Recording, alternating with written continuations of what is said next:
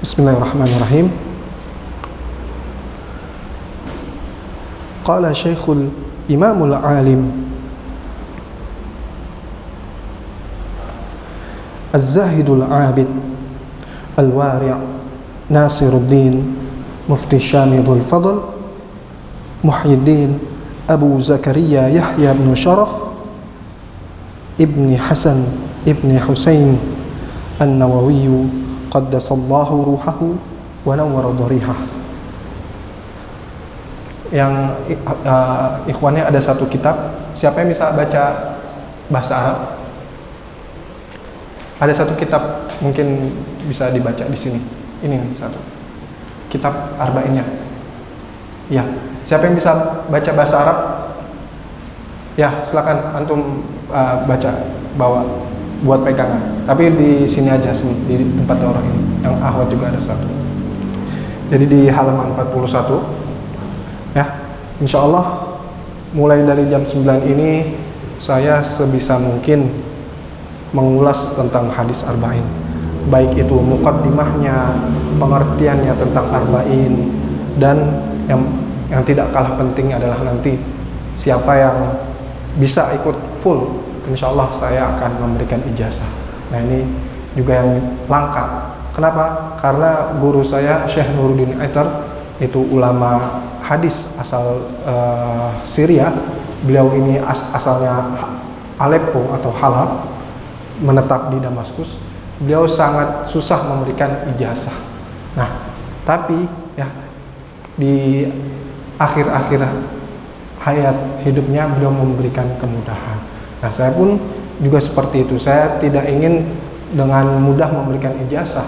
Syarat untuk mendapatkan ijazah bagi saya adalah hadir dari awal sampai akhir.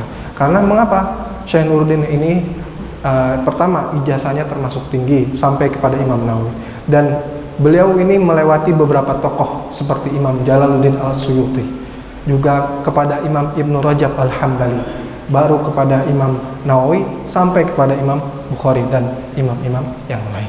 Nah, itulah pentingnya syarat. Nanti kita bahas. Ini hanya pembukaan. Ya, di sini jadi dijelaskan ad-dibajah, pembukaan biasa.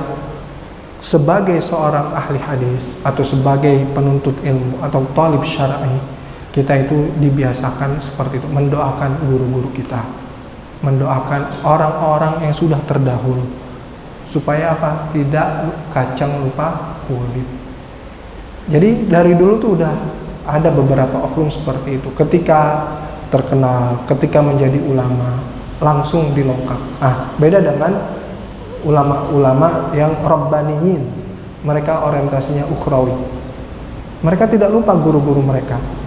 Dalam kasus ini adalah Imam Nawawi, dan kita mendoakan beliau. Sama ketika kita buat skripsi, kita buat tesis, kita dedikasikan karya ini untuk orang tua saya, untuk orang yang saya cintai, baik itu istri, anak-anak, ataupun mungkin guru kita, ya. Nah, ini biasa. Jadi ulama-ulama terdahulu sighatul ada, ketika redaksinya seperti itu, ya seperti itu. Nah, dalam ini kita belum baca muqaddimahnya, tapi baru ad-dibajah, intermezzo, ya, bagaimana sekapur sirihnya seorang ulama. Nah, baru ini khutbah. Khutbah ini pembukaannya dari Imam Nawawi. Nah, banyak sekarang ini ketika ngaji Arba'in An-Nawawi langsung lengkap ke hadis pertama. Ya kan? Sering nggak ketika daurah atau apa langsung lengkap? Padahal di muqaddimah itu ada ilmu-ilmu tersendiri, ada faidah-faidah, ada manfaat yang bisa kita dapatkan. Nah, nanti kita bahas, ya, kita pelan-pelan kita bahas. Nah, dan Arba'in An-Nawawi ini, ya, menurut guru saya Syekh Wahbah Zuhaili, hampir setiap umat Islam memiliki kutaib, kitab ataupun kutubnya Imam Nawawi. Kutaib itu apa? Ini buku ringkas yang kita pegang. Ini kutaib. Ataupun kitab, buku, satu buku. Ataupun kutub, berjubel-jubel. Ya, banyak, berjilid-jilid. Nah, itu kata guru saya Syekh Wahbah Zuhaili, bisa hampir setiap rumah umat Islam detik ini, kalau kita datang nih pasti ada, baik itu Arba'un An-Nawawiyah ataupun Riyadus Shalihin, ataupun Azkar, ataupun kitab-kitab fikih yang lainnya gitu. Nah, itulah keberkahan dari Imam Nawawi.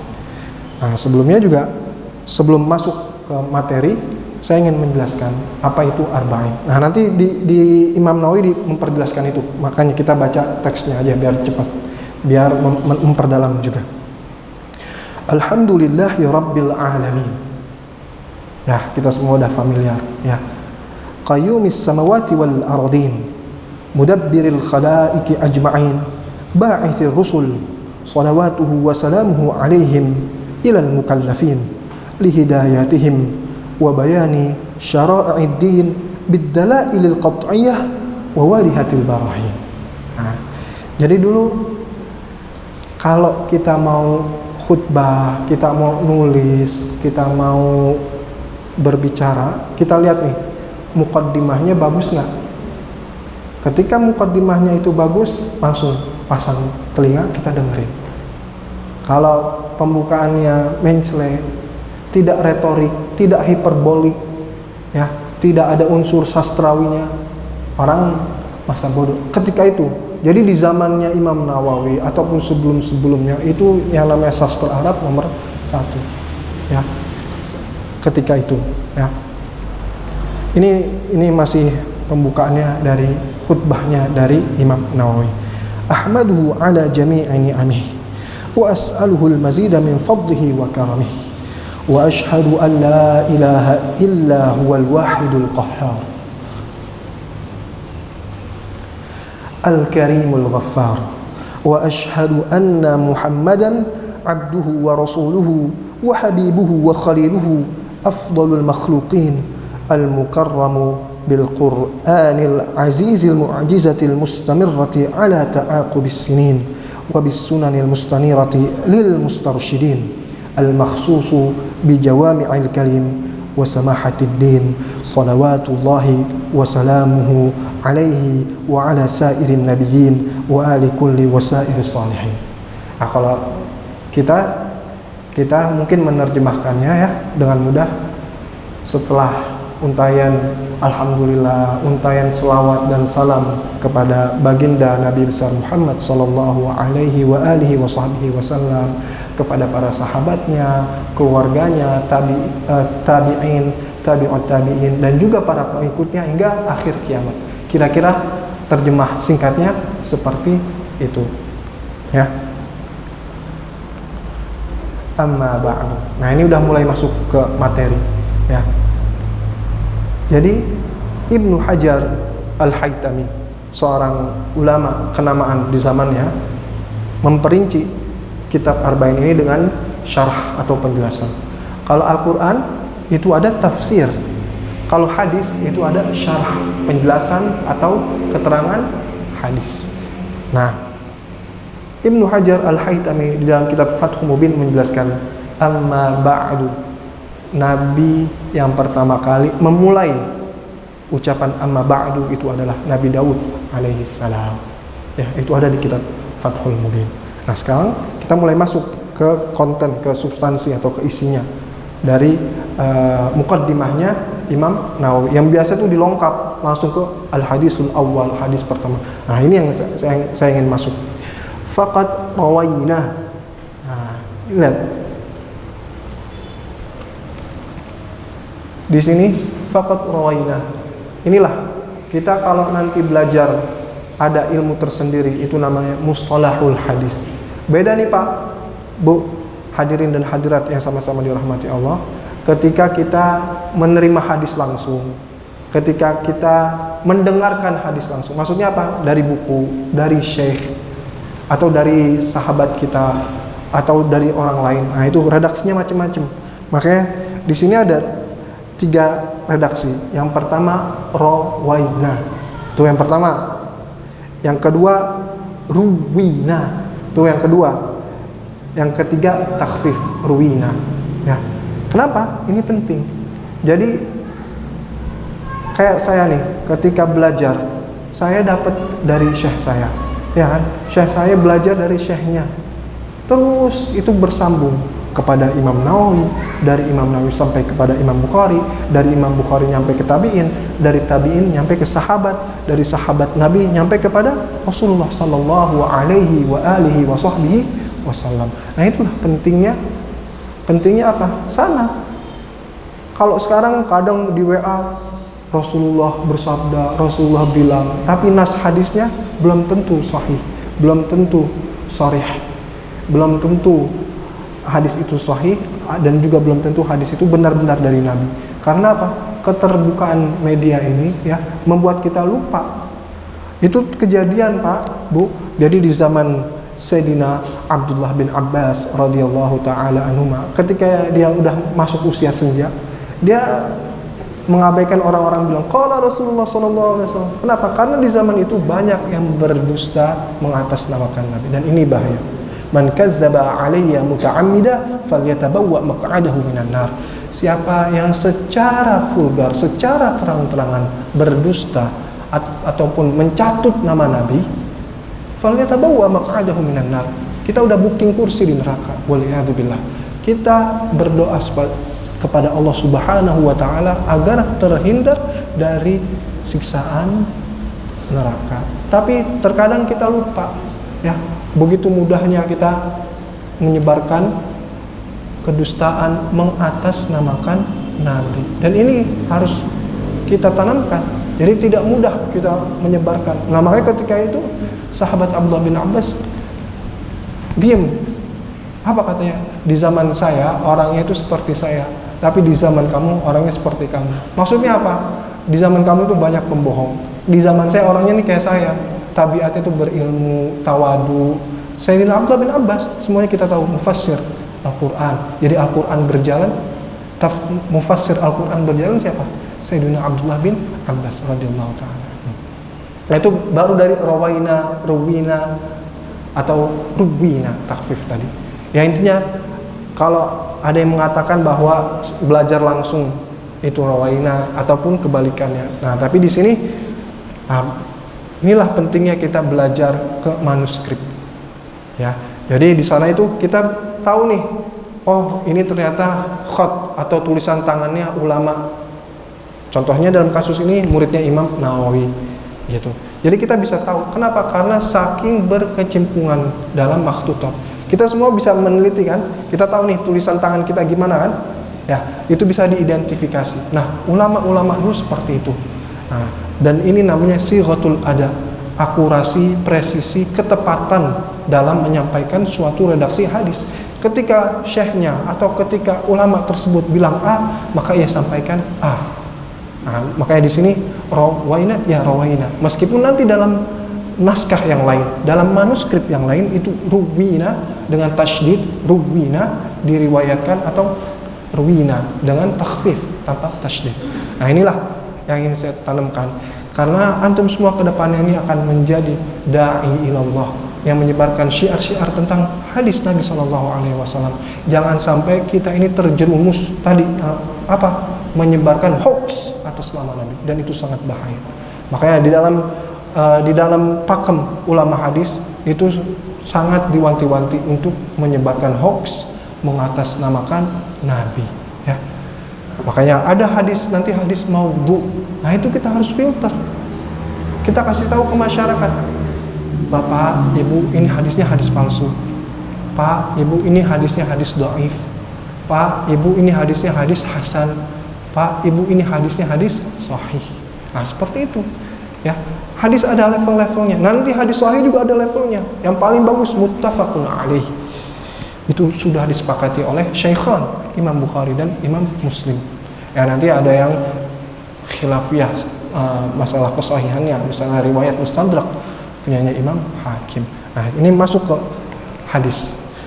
An Ali bin Abi Thalib pertama, wa Abdullah bin Mas'ud kedua, wa Mu'adz bin Jabal ketiga, wa Abi Darda keempat, wa Ibnu Umar kelima, dan keenam wa Ibnu Abbas yang ketujuh, wa Anas bin Malik yang kedelapan, wa Abi Hurairah yang kesembilan, wa Abi Sa'id al-Khudri radhiyallahu ta'ala anhum ajma'in.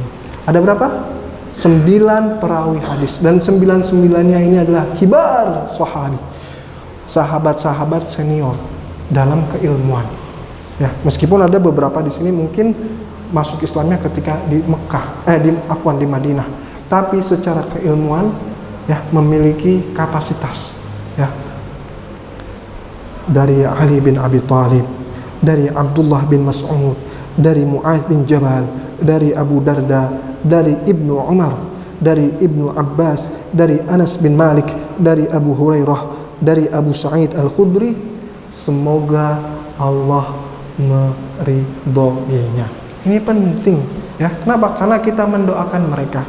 Beda sama orang-orang yang tidak suka dengan para sahabat. Bukannya mendoakan, malah mencaci maki, malah menghina. Beda dengan ulama Ahlus Sunnah wal Jamaah.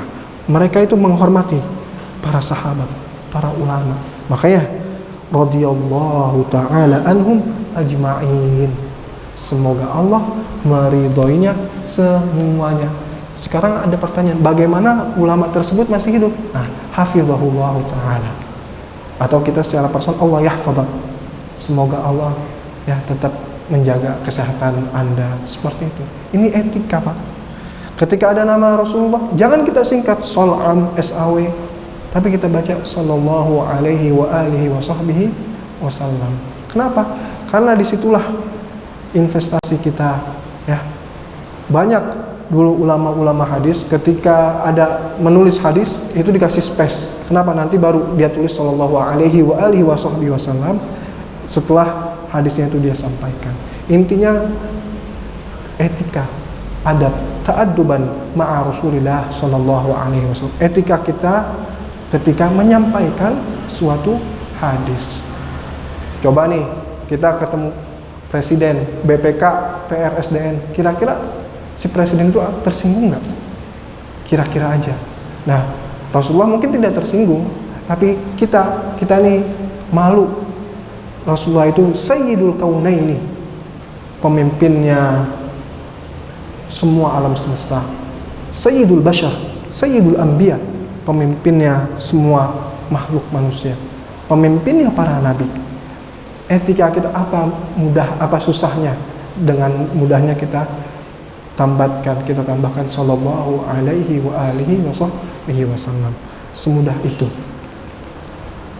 Nah, di sini Imam Nawawi menjelaskan min turuqin katsiratin biriwayatin mutanawwi'at, dari beberapa jalur. Ya, tadi ada berapa? 9 sahabat itu kan? Semuanya jalurnya. Nah, di sini dijelaskan inilah pentingnya seorang ulama. Kita ketika mendengar hadis setidaknya familiar di telinga kita. Kita bisa filter. Jadi sebelum sharing kita filtering dulu. Jangan apa-apa langsung kita sharing. Kita filter dulu. Anna Rasulullah sallallahu alaihi wa alihi wa sahbihi wa sallam qala man hafidha ala ummati 40 hadithan min amri diniha ba'athahu Allah ta'ala yaumal qiyamati fi zumratil fuqaha wal ulama. Ini riwayat yang pertama.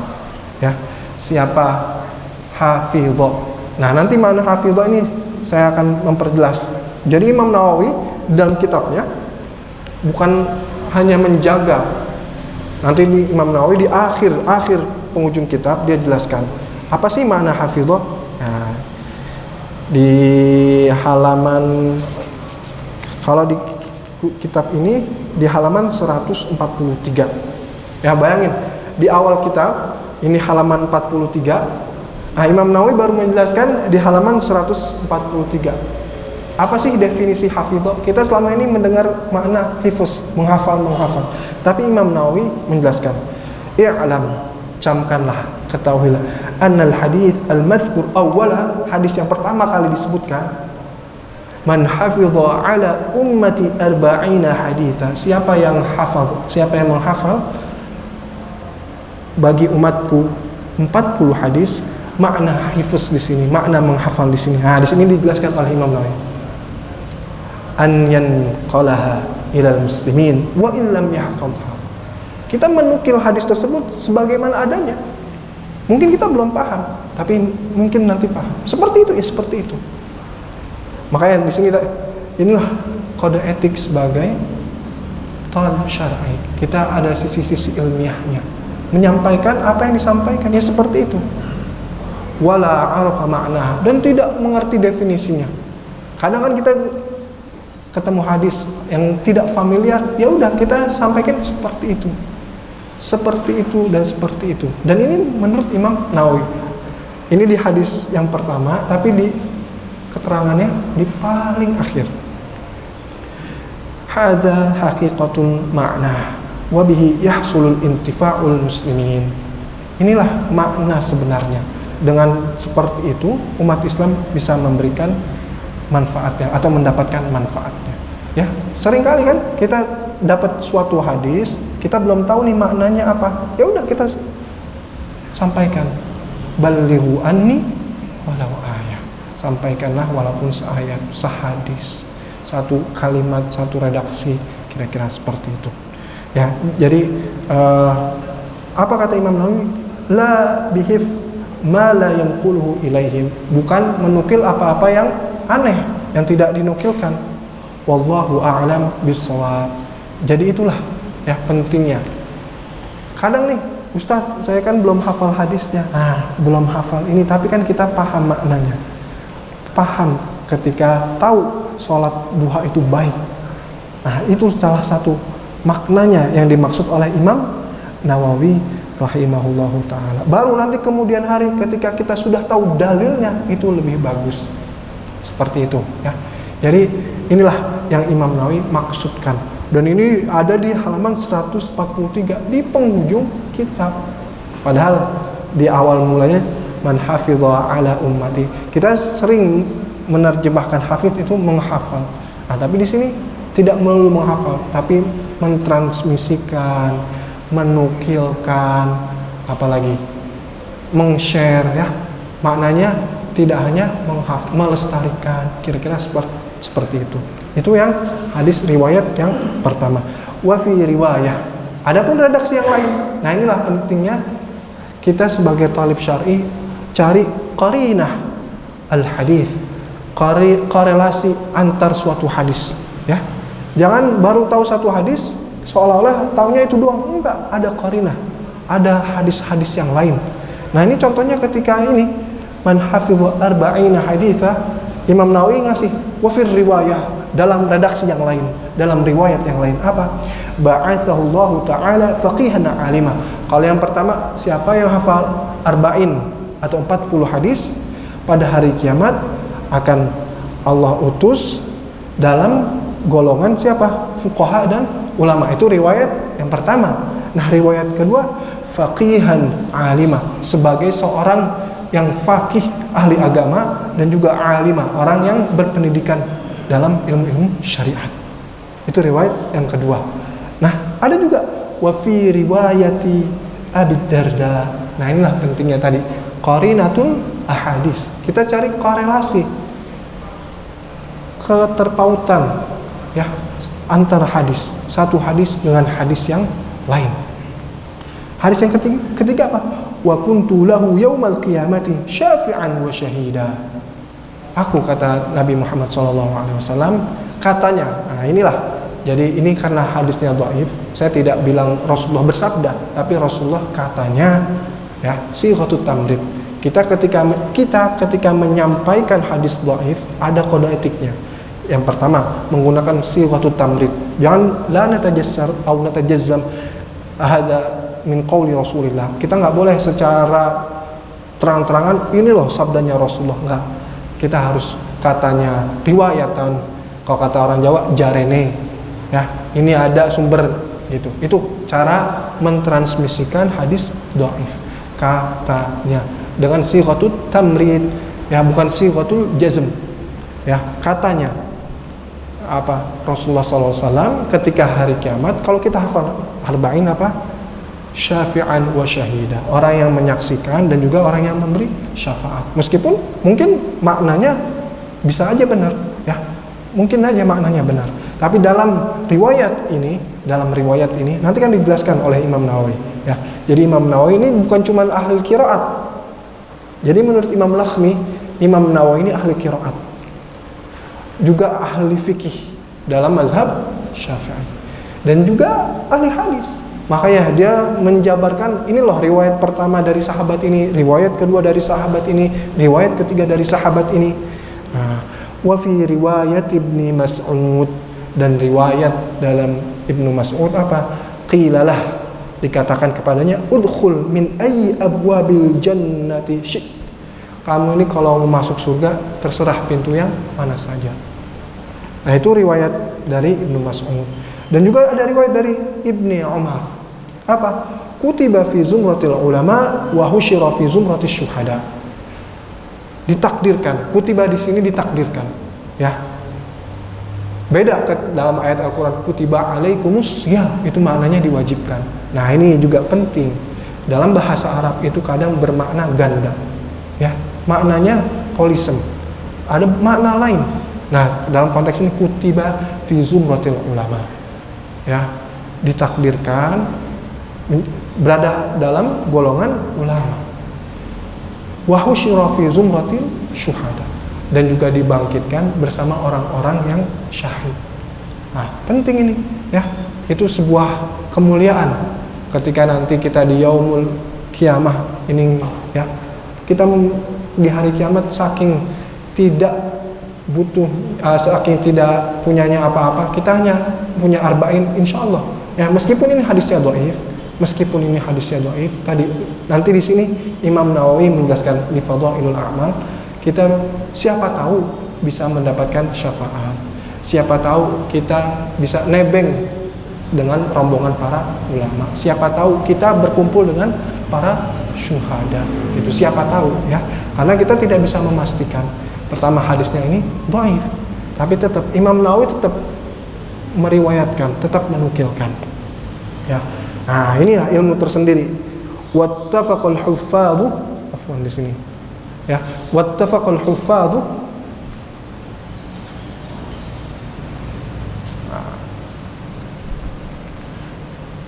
Wattafaqal huffadhu ala annahu haditsun dha'ifun wa in kathrat turuq. Tadi kita udah sebutin ada 9 jalur periwayatan. Tapi para ulama di sini ahli hadis, al-huffadh, para hafiz ahli hadis, mereka hafal 500.000 sampai 1 juta hadis. Mereka sudah sepakat semuanya ini hadisnya dhaif. Wa in kathrat turuq, mau sebanyak apapun tetap ya dhaif, lemah ya lemah. Gitu. Tapi ingat, kita harus membedakan klasifikasi hadis dhaif berbeda dengan hadis palsu. Jangan sampai kita masukkan hadis dhaif ke hadis palsu. Ulama juga kita pernah dengar nanti namanya hadis hasan li ghairi. Siapa yang pernah dengar? Nah, hadis hasan li ghairi ini kumpulan hadis palsu yang hadis dhaif yang terangkat rutbahnya, levelnya. Karena tadi ada banyak jalur, ya. Ini dalam ilmu mustalahul hadis, ketika ada beberapa riwayat hadis dhaif. Ingat, bukan syadidud dha'af, tapi dhaif, bisa terangkat jadi hasan li ghairi. Itu. Dengan syarat bukan syadidud dha'af, bukan hadis yang sangat-sangat lemah. Kalau anak-anak sekarang bilang lemah bingit, ya, sangat-sangat lemah. Itu syaratnya supaya terangkat menjadi hasan li ghairi. Nah, ini dalam ilmu mustalahul hadis. Imam Nawawi juga punya kitab Irsyad Haqa'iqut Tullab. Di situ Imam Nawawi menjelaskan panjang lebar apa itu hadis sahih, apa itu hadis hasan, apa itu hadis dhaif. Nah, apa itu nanti hadis maudhu, apa nanti hadis qudsi, dan seterusnya. Itu daurah tersendiri. Nah, tapi untuk mempersingkat itu, inilah salah satu keilmuannya Imam Nawawi. Apa? Wa in kathrat turuq, meskipun banyak tadi itu ada 9 riwayat, haditsun dhaif, tetap lemah.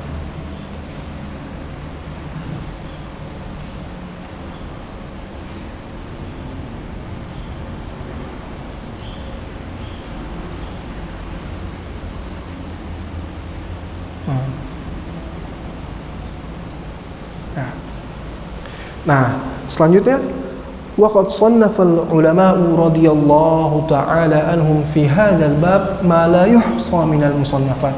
Kita ini familiar ketika dengar hadis arba'in, yang terbenak dalam benak kita siapa? Dalam pikiran kita siapa? Imam Nawawi. Padahal Imam Nawawi mengutip, sebelum saya udah banyak arba'in yang lain. Nah ini kata Syekh Wahbah, inilah rahasianya keikhlasan Imam Nawawi. Itulah sirrul ikhlas, rahasianya keikhlasan Imam Nawawi. Bukan hanya ada di setiap rumah karangan beliau, karya-karya beliau, tapi juga ya ini bayangin dari zaman dulu, dari zamannya Imam Nawawi sampai detik ini, Imam Nawawi rahimahullahu ta'ala sampai detik ini kitabnya masih dibaca. Kurang berkah apa itu? Ya itulah rahasianya keikhlasan dari Imam Nawawi.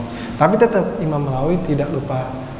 Jadi jauh sebelum beliau hidup ada ulama-ulama salaf lain yang sudah menulis, merangkum tentang arba'in. Nah ini menarik. Misalnya kita di sini kalau backgroundnya syar'i, ya udah arba'in fi fadail Quran atau talabul ilm, 40 hadis keutamaan tentang mempelajari Al-Quran. Apapun itu backgroundnya. Misalnya seorang petani, kita 40 hadis keutamaan bertani. Atau apa? Seorang pengusaha, 40 hadis tentang talabur rizq halal, mencari rezeki yang halal. 40 hadis keutamaan mencari rezeki yang halal. Nah itu harus terlintas dalam kita. Apa nih yang belum ada dalam ulama terdahulu, gitu ya. Dan itulah barokahnya ulama-ulama. Dulu Imam Nawawi, sama di zamannya Imam Nawawi itu Imam Bukhari itu menuliskan Sahih Bukhari butuh 16 tahun. Dan ketika itu ada namanya Ishaq bin Rahoyah, seorang ulama. Ya. Nyeletuk aja seandainya ada yang bisa merangkum hadis-hadis sahih Nabi. Imam Bukhari terlintas tuh. Sejak itu akhirnya selama 16 tahun akhirnya jadi Sahih Bukhari. Nah, celutukan ulama itulah membawa keberkahan. Nah, kita dari sini juga bisa apa ya kira-kira arba'in yang sesuai dengan kita. Apa yang jarang yang belum ditemuin. Kayak gitu ya, pelan-pelan, enggak apa-apa. Siapa tahu kita bisa membuatnya, siapa tahu ya. Nah, di sini lihat bagaimana Imam Nawawi tidak melupakan ulama-ulama terdahulunya. Fa awwalu man alimtuhu sannafa fihi. Setahu saya, kata Imam Nawawi, yang pertama kali menulis arba'in Abdullah bin Mubarak. Ya. Jadi Imam Ibnul Mubarak lah kita dengarnya, ya. Mungkin ada beberapa yang familiar, dia sudah menulis tentang arba'in. Nah, di sini Imam Nawawi menyebutkan semuanya. Kita sebutkan nama-namanya ini supaya kita seperti apa kata Sufyan ibn Uyainah, dzikrus salihin tatanazzalur rahmah. Di dalam kitab Hilyatul Auliya kita nyebut-nyebut orang saleh ini, rahmat ini bercucuran. Tentunya nanti para malaikat mendoakan kita, para malaikat mengepakkan sayap kepada kita untuk melindungi kita dari keburukan-keburukan ataupun yang lainnya. Nah, kita baca pelan-pelan. Thumma Muhammad bin Aslam At-Tusi Al-Alim Ar-Rabbani. Ya, bukan cuma hanya Imam Nawawi. Jadi ketika kita dengar arba'in, kita langsung terbayangkan siapa? Imam Nawawi. Padahal di muqaddimahnya Imam Nawawi ngasih penjelasan. Banyak ulama-ulama terdahulu itu sudah memulai tentang arba'in. Arba'in fi buldan, arba'in fi zuhud, arba'in fil jihad, dan seterusnya. Dan 40 hadis tentang kota-kota tertentu, 40 hadis tentang keutamaan zuhud, 40 hadis keutamaan tentang berjihad, dan seterusnya. Ya. Nah ini disebutin oleh Imam Nawawi. Thummal Hasan ibnu Sufyan an-Nasawi. Nah, tapi saya ingin juga menitik beratkan ya bagaimana, karena tadi ini ada Abdullah ibnul Mubarak radhiyallahu taala anhu. Ya, kita pernah dengar bahwa kadang nih ada sharing hadis yang gak jelas juntrungnya. Nah, inilah salah satu yang memberikan quote atau kutipan yang indah. Jadi kalau kita tidak berpegangan dengan guru kita, tidak berpegangan dengan ustadz kita, tidak berpegangan dengan kiai kita, dengan syekh kita, maka kita suka-suka aja menukil, suka-suka kita aja. Nah, itulah yang berbahaya. Apa kata Imam Abdullah ibn Mubarak? Laulal isnad laqala man syaa ma syaa. Tanpa sanad orang ini suka ngawur, ngomong suka-suka dia aja. Ya, ini salah satunya. Meskipun ya Imam Abdullah bin Mubarak itu punya beberapa 5 quote atau kutipan tentang sanad. Nah, ini insya Allah saya bacakan. Allahumma sholli ala sayyidina. Salah satunya yang tadi itu laulal isnad laqala man syaa ma syaa. Nah. Selanjutnya Imam Abdullah bin Mubarak berkata, al-isnadu indi minad din. Laulal isnad laqala man syaa ma syaa. Nah, ini yang sering kita dengar. Ya, tanpa isnad, tanpa ijazah, tanpa keilmuan atau mata rantai dari seorang ulama, kita ini bisa serampangan, suka-suka kita menafsirkan Al-Quran, mensyarah hadis dan seterusnya dan seterusnya. Inilah yang berbahaya. Makanya Abu Yazid Al-Bustami di dalam kitab Ruhul Ma'ani ada tafsir Al-Alusi menyatakan, man la syaikha fa syaikhuhu asy-syaitan. Siapa yang nggak punya syekh, kemungkinan besar gurunya ini setan. Ya, bahaya. Kenapa? Karena bisa memprovokasi kita. Nah, selanjutnya apa? Bainana wa bainal qaum al-qawa'in, yakni isnad. Ini menurut Abdullah bin Mubarak. Kita ini punya mata rantai dari ulama salaf sampai ulama khalaf. Nah, maksudnya apa? Sanad.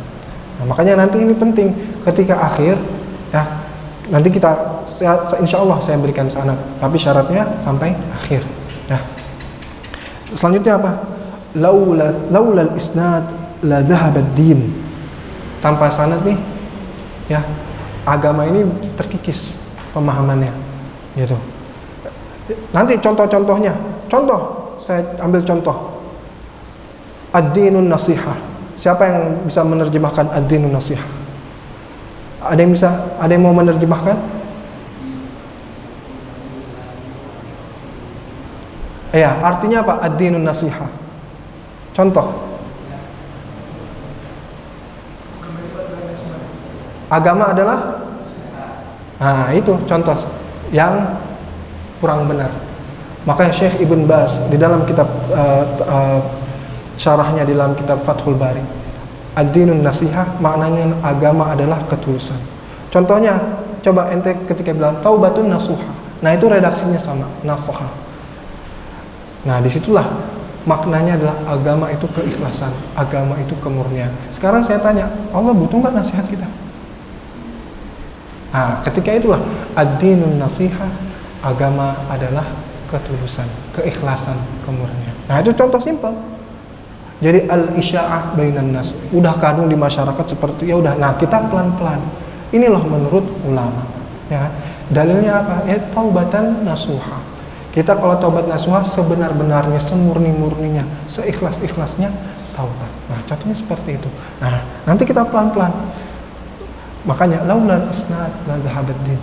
Tanpa isnad, tanpa mata rantai ini udah terkikis pemahaman tentang agama. Selanjutnya yang keempat, apa kata Abdullah bin Mubarak?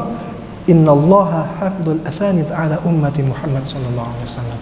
Jadi umat Islam ini dijaga sama Allah dengan apa? Dengan sanad, mata rantai. Ya, bayangin dari Rasulullah ke sahabat, ke tabi'in, ke tabi'ut tabi'in, ke generasi salaf, generasi khalaf sampai kita, sampai nanti kiamat. Dan itu ada. Nah, ini silahul mukmin, senjatanya orang Islam. Ya, meskipun doa juga, ya tapi kita juga punya senjata tersebut, al-isnad. Penting ini. Nah, selanjutnya yang kelima, talabul isnad al-muttasil minad din. Ini menurut Abdullah bin Mubarak. Mencari mata rantai isnad yang bersambung kepada Rasulullah SAW, itu semangat-semangat agama. Ya. Nah, ini dari contoh ataupun 5. Karena kita sering dengar laulal isnad laqala man syaa ma syaa. Sebenarnya Abdullah ibn Mubarak sendiri punya quote yang lain, kutipan-kutipan yang lain. Nah, itu 5 yang tadi. Nah, selanjutnya kita baca. Ini ulama-ulama yang sudah menyusun arba'in sebelum Imam Nawawi. Lihat, Imam Nawawi nggak melupakan itu. Karena kita kalau sukses mungkin ngelupain orang lain atau memuji-muji diri kita sendiri secara berlebihan, secara lebay. Beda dengan Imam Nawawi. Ya, Imam Nawawi dan Imam Zahabi juga, para ulama dulu tuh biasa seperti itu, tawadu. Ya, makanya Imam Zahabi, Imam Ibnu Katsir itu ketika mereka menulis terjemahnya, biografinya apa? Sayyi'ul hifz, yang hafalannya buruk. Bayangkan, itu sekelas Imam Ibnu Katsir. Ketika di dalam kitabnya itu seperti itu. Ya, merendah untuk meroket insyaallah. Ya. Nah, ini kita contoh ulama-ulama terdahulu yang sudah menuliskan arba'in, dan Imam Nawawi tidak melupakan itu. Wa Abu Bakr Al-Ajuri, wa Abu Bakr Muhammad bin Ibrahim Al-Asbahani, wa Ad-Daraqutni, wal Hakim, wa Abu Nu'aim, wa Abu Abdurrahman As-Sulami, wa Abu Sa'id Al-Malini, wa Abu Uthman As-Sabuni, wa Abdullah ibnu Muhammad Al-Ansari, wa Abu Bakr Al-Baihaqi, wa khalaiq la yuhsawna minal mutaqaddimin wal mutaakhirin. Nah, itu tadi ulama-ulama tersebut sudah menuliskan arba'in, dan Imam Nawawi menambahkan wa khalaiq la yuhsawna minal mutaqaddimin wal mutaakhirin. Ulama-ulama salaf mutaqaddimin yang wafat sebelum 500 Hijriah itu mutaqaddimin, wal mutaakhirin 500 setelah Hijriah itu mutaakhirin, ulama-ulama khalaf. Apa kata Imam? Semuanya udah banyak nulis tentang arba'in. Tapi tadi Imam Nawawi tidak melupakan itu semua, dicantum. Ini loh contoh-contohnya. Mereka sudah ada nulis tentang arba'in. Nah, selanjutnya ini, wa qad istakhartullaha ta'ala fi jam'i arba'ina haditha. Dan Imam Nawawi istikharah. Kenapa? Ada sebuah hadis dhaif yang berbunyi, ma khaba man istakhar wala nadima man istashar. Tidak akan kecewa orang yang beristikharah kepada Allah, ya. Kita nih kalau lagi butuh aja sama Allah istikharah. Padahal apapun itu, sebisa mungkin kita sholat istikharah dan doa istikharah. Semepet-mepetnya kita mungkin doa istikharah, ya. Tetap, karena kita ini seorang makhluk. Di sisi Allah kita harus tagallulan, ya, merendahkan diri kita, ya. Tahulah posisi kita sebagai makhluknya Allah. Nah, Imam Nawawi tadi wa qad istakhartullaha ta'ala. Beliau akhirnya istikharah.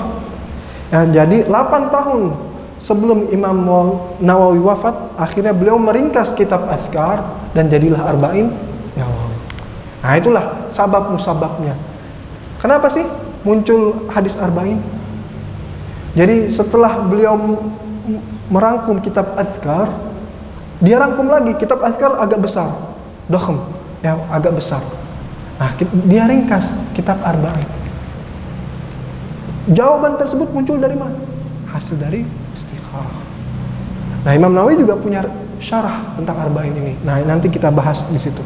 Ya, Imam Nawawi punya penjelasan tentang arba'in Nawawi ini. Nanti kita bahas. Nah, sekarang itu musabab yang pertama. Musabab yang kedua. Jadi di zamannya itu Imam Nawawi ini seorang mudir, kepala sekolah. Ada namanya Darul Hadis Al-Ashrafiyah. Nah, beliau ini seorang mudir di Darul Hadis Al-Ashrafiyah. Nah, dan itu biasa di zamannya itu mereka itu mendiktekan hadis. Nah, makanya nanti di kitab Fathul Mubin dijelaskan sebenarnya musababnya itu ada 26 hadis, dan itu biasa dibaca di dalam majlis tersebut. Nah, tapi setelah Imam Nawawi ini melakukan inovasi. Ulama-ulama terdahulu sudah punya arba'in, Di tempat majlisnya ada 26 hadis yang biasa dijelaskan oleh Abu Amr ibnu Salah, gurunya Imam Nawawi, ya. Nah, disitulah dia beristikharah kepada Allah, akhirnya merangkum 40 hadis. Ya, jadi asbabnya ada. Yang pertama istikharah, yang kedua di majlisnya beliau itu ada 26 hadis, dan itu ada di kitab Fathul Mubin. Saya sebenarnya bisa aja menerangkan 26 hadis tersebut, tapi mungkin butuh waktu yang lain. Tapi intinya saya ingin memberitahu Anda semua bahwa Imam Nawawi ketika itu dia menjadi seorang mudir, pemimpin tertinggi di dalam Darul Hadis Al-Ashrafiyah, Institut Hadis Al-Ashrafiyah di Damaskus, dan itu biasa mendiktekan hadis sebanyak 26. Mulai terbesit untuk merangkum 40 hadis. Nah, akhirnya yang kita pegang ini, ya. Tapi sebelumnya itu udah ada di tempat kajiannya beliau, di madrasahnya beliau, yaitu Al-Ashrafiyah, itu sudah biasa. Jadi Abu Amr ibnu Salah membacakan 26 hadis. Nah, oleh Imam Nawawi dengan dalil hadis dhaif yang tadi, dengan ulama-ulama yang sebelumnya sudah menuliskan arba'in, juga dengan istikharah, akhirnya menyimpulkan dengan arba'in ini yang kita pegang dan yang insyaallah kita pelajari. Iqtidaan biha ulail a'immah, mencontoh para ulama-ulama, wal a'lam, orang-orang terpandang, wa huffazul Islam, para ahli hadis di sini, hafiz al-Islam, hafiz agama atau ahli hadis, ya, di zamannya. Wa qad ittafaqal ulama'u ala jawazil amal bil hadis ad-dha'if. Nah, ini ilmu lagi. Ya, kadang kita di sini apa kata Imam Nawawi? Ulama sudah sepakat apa? Ala jawazil amal bil hadis ad-dha'if, memperbolehkan mengamalkan hadis dhaif. Apa? Fi fadhailil a'mal, dalam rangka keutamaan suatu amalan. Nah, meskipun ya nanti diperinci lagi di dalam kitab beliau ada 3. An la yakuna syadidud dha'f, hadisnya itu nggak boleh lemah banget. Itu. Yang kedua, ketika meriwayatkannya tidak boleh sighatul jazm, dengan sighatul tamrid. Apa? Katanya Rasulullah pernah meriwayatkan dalam sebuah riwayat. Jangan kita bilang hadis dhaif, Rasulullah SAW bersabda. Nah, itu etikanya nggak bagus. Kenapa? Karena kita takut mencatut atas nama Nabi. Itu yang berbahaya. Dan yang ketiga, masih sejalan dengan syariat Islam. Itu ya. Jadi 3 syarat untuk mengamalkan hadis dhaif. Itu ada di kitabnya Imam Nawawi. Yang pertama, bukan lemah sekali. Yang kedua, menyampaikannya dengan redaksi sighatut tamrid. Katanya diriwayatkan ada hadis lemah. Itu aja bilangnya. Jangan hadis lemah kita bilang qala Rasulullah SAW, wal iyadu billah. Kenapa? Karena kita takut terjerumus tadi. Apa? Mencatut kebohongan, kekeliruan atas nama Nabi. Dan yang ketiga, masih sejalan, seirama dengan syariat Islam.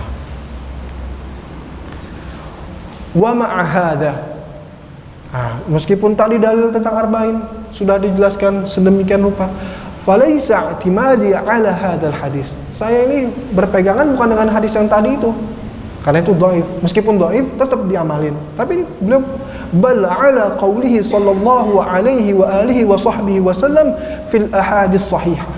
Tapi saya punya pegangan sendiri, punya hadis sahih sendiri. Apa? Liyuballigh asy-syahidu minkumul ghaib.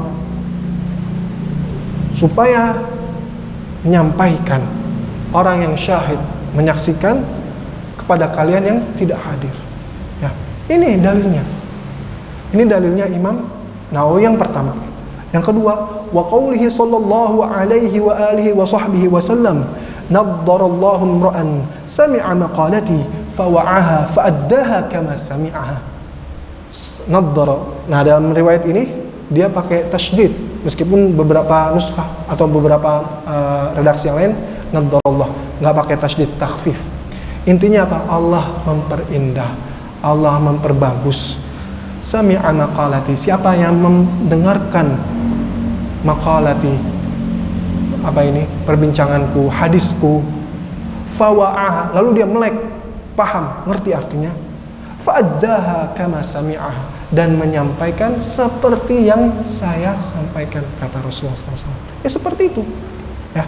Jadi apa yang disampaikan Rasulullah, ya itu. Nah nanti kita bahas. Nah di sini juga penting, ya, liyuballigh asy-syahidu minkumul ghaib. Ini ada kisah menarik bahwa sekelas sahabat Umar bin Khattab radhiyallahu taala anhu itu kadang bersama Rasulullah, kadang punya kesibukan yang lain. Dan beliau punya seorang sahabat dari Ansar. Ada riwayat namanya Utban bin Malik, ada riwayat namanya Aus al-Khawli. Intinya seorang Ansar itu biasa tukeran. Ketika datang ke Rasulullah, nanti barter ilmu. Apa yang disampaikan dari Rasulullah, sampaikan kepada saya hari ini. Nah, nanti di hari selanjutnya Sayyidina Umar yang datang ke Rasulullah, dia sampaikan ke sahabatnya. Seperti itu. Nah, itu salah satu faidah dari liyuballighi syahidu minkumul ghaib. Ya. Nah, selanjutnya thumma minal ulama, kemudian dari beberapa ulama, man jama'a arba'ina fi usuluddin, ada yang mengumpulkan 40 hadis. Dari apa? Usuluddin, ini masalah akidah. Wa ba'duhum fil furu', dan yang lainnya adalah masalah fikih. Wa ba'duhum fil jihad, dan lainnya juga membahas tentang jihad. Wa ba'duhum fil zuhud, membahas tentang zuhud. Wa ba'duhum fil adab, masalah tentang etika, adab, sopan santun. Wa ba'duhum fil khutab, dan yang lainnya ngebahas tentang khutbah-khutbah Nabi. Wa kulluha maqasid salihatun radhiyallahu an qasidiyah, semuanya itu baik, bagus. Nah, tapi tadi Imam Nawawi akhirnya apa? Ada yang ngebahas tentang zuhud, ada yang ngebahas tentang jihad, ada yang ngebahas tentang khutab. Nah, sama Imam Nawawi dirangkum itu semua menjadi arba'in yang kita pegang ini, yang akan kita bahas ini, ya. Wa qad ra'aitu jam'a arba'ina ahamma min hadza kulli. Nah, ini kata beliau. Dari itu semua kita bisa narik kesimpulan, intisarinya. Wahya arba'una haditha mustamilatan ala jami'i dzalik. Hadis yang komprehensif, yang mengandung itu semua. Jadi ada tentang khutbahnya Nabi, ada tentang jihadnya Nabi, ada tentang zuhudnya Nabi. Wa kullu haditsin minha qa'idatun 'azimatun min qawa'idid din. Dan itu hadis-hadis yang pokok. Makanya nanti di hadis kedua menurut Imam Baydawi atau menurut Imam Ibnu Daqiq Al-Aid, kita tahu kan Al-Fatihah apa? Ummul Quran, ya kan? Nah, di hadis yang kedua di dalam arba'in itu ada ummus sunnah, induknya hadis. Yang hadis tentang Islam, tentang iman, tentang ihsan. Nah, itu menurut Imam Qurtubi atau menurut Imam Ibnu Daqiq Al-Aid itu ummus sunnah, induk dari hadis itu. Au huwa nisful Islam, atau setengah pokok substansi ajaran tentang keislaman. Au thuluthuhu, atau sepertiga. Au nahwu dzalik, atau ya tadi sepersekian dari ajaran agama. Thumma altazimu fi hadhihi al-arba'in an takuna sahihatan. Nah, inilah metodenya Imam Nawawi, sebisa mungkin menggunakan hadis yang sahih. Sekarang saya tanya, kira-kira apa kriteria hadis sahih? Bagus, kita belajar nanti namanya Matan Baiquniyah. Abda'u bilhamdi musalliyan ala khairi nabiyyin ursila wa dhi min aqsamil hadithi iddah. Jadi hadis itu ada macam-macamnya. Awaluhas sahih. Nah, yang paling pertama sahih. Wa huwa mattasal isnaduhu wa lam yashidda aw yu'an yarwihi 'abdun dhabitun an mithlihi mu'tamadun fi dhabtihi wa naqlihi. Kriteria hadis sahih itu ada 5. Apa? Ittisalul sanad, nyambung sanadnya, yang nggak mungkin terputus. Tuh. Lam yashudda wala yu'an, hadisnya tidak janggal. Yang kedua, yang ketiga, wala yu'an, tidak memiliki illah. Illah ini apa? Dalam istilah hadis itu ada cacat. Ya. Dhabitun an mithlihi. Nah, semua perawinya itu punya kapasitas hafiz. Suka. Nah, makanya dirangkum oleh Imam Bukhari, juga Imam Muslim. Nah, yang kelima, udul,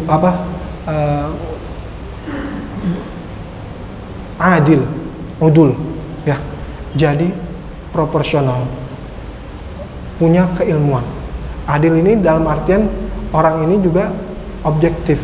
Ya, kalau bahasa kitanya termasuk ulama ahlu sunnah. Nah, itu ada 5 kriteria hadis sahih.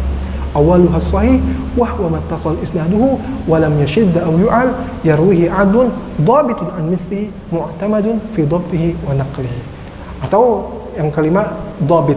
Jadi presisi akurasinya ya seperti itu. Benar-benar 100 atau 90 sampai 100% gitu. Ya. Dan itu ada di dalam Sahih Bukhari, ada di dalam Sahih Muslim, ada di dalam kitab-kitab yang lain. Ya, dan matan tadi itu matan Baiquniyah. Ya, kalau dalam tajwid ya kita mungkin Tuhfatul Atfal. Nah, dalam hadis ada tadi matan Baiquniyah. Itu penting juga kita hafal pelan-pelan. Apa sih kriterianya?